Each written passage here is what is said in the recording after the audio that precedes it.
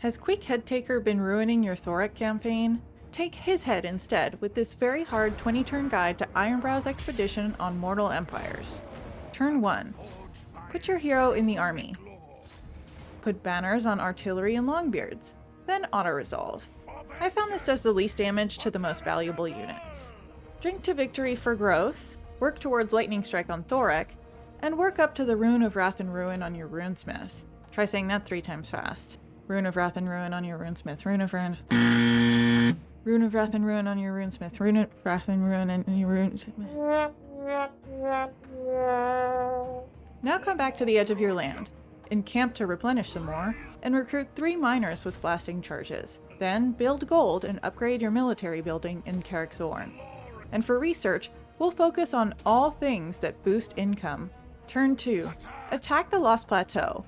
Loot and occupy this, and get 3 more miners with blasting charges. Turn 3. Go near the edge of your land and encamp, recruiting 3 quarrelers this time. Turn 4.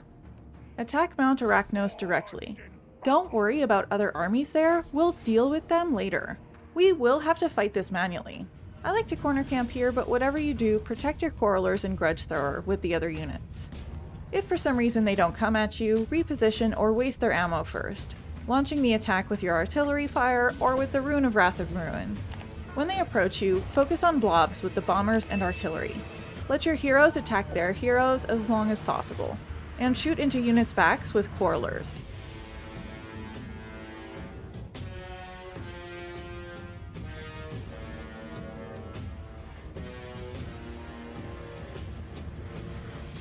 We'll loot and occupy this too. We want to force a rebellion.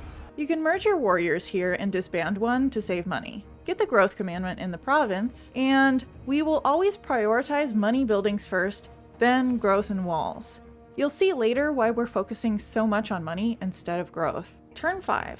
Force march back towards your capital to deal with the rebellion. Turn 6. Move closer to the capital and recruit 3 more quarrelers. Turn 7.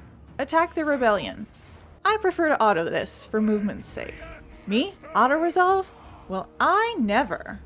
Then move back towards the north, merge your minor units, and recruit 3 more quarrelers. At this point, you should be able to buy a Master Rune of Spite.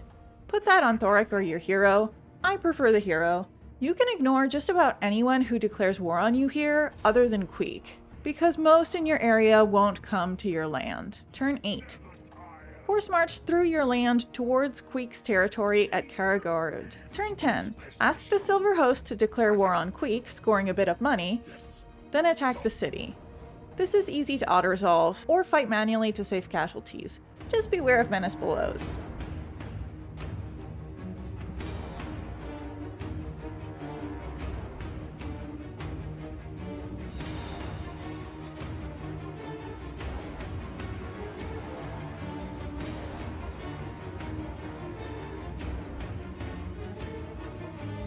Just occupy this. We don't need to force rebellions anymore. And get a money building. Turn 11. I wouldn't go out of my way for ogres at any point, but you can swing a bit wide for them.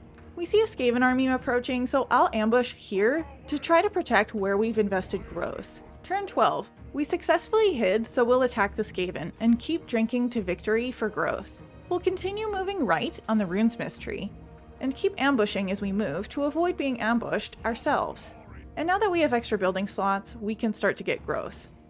Turn 13. Attack Granite Massif and occupy this. Get the growth commandment in this province as well. Turn 14. We're keeping an eye on the number of settlements belonging to the Skaven so we can anticipate where they are. Turn 15.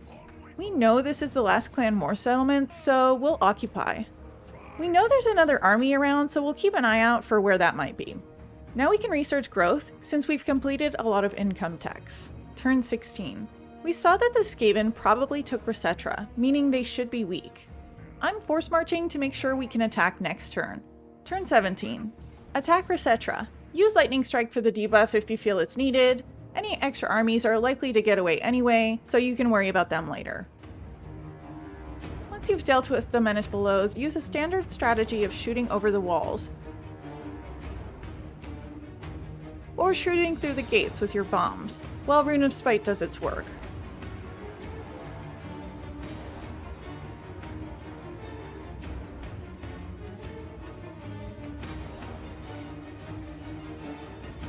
your missiles are out, move the melee infantry together, taking out one unit at a time.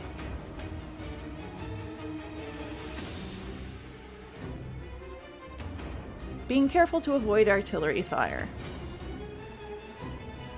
Occupy this, which will give you the opportunity to confederate Karak Azul. And we'll do that with reputation and respect for the best bonuses. And this is why we were building up funds, so we can afford an army up here as well. They usually have good recruitment buildings, so remove crappy units and recruit better ones like Quarrelers. Get the Rune of Burning for any artillery you get. It's okay if we go a bit negative income per turn because we saved up money and are building up more income. At this point, Thorek can get his anvil, and that's when I switch the Rune of Spite to him. Turn 18. Finish off Moors if they aren't done already. And force march or underway back to deal with any rebellions. Turn 20. Cazador is almost at full strength, where he'll be ready to close the gap between your lands. Have him finish the small greenskin faction and get ready to hit Grimgor, systematically moving north, while Thorek cleans up the south when he's done farming rebellions. Since even if you're at war with factions down here, they don't usually approach your main cities. And you should be getting walls up soon anyway. If this video helped you out, you'll want to check out this guide. Thanks for stopping by. Goodbye!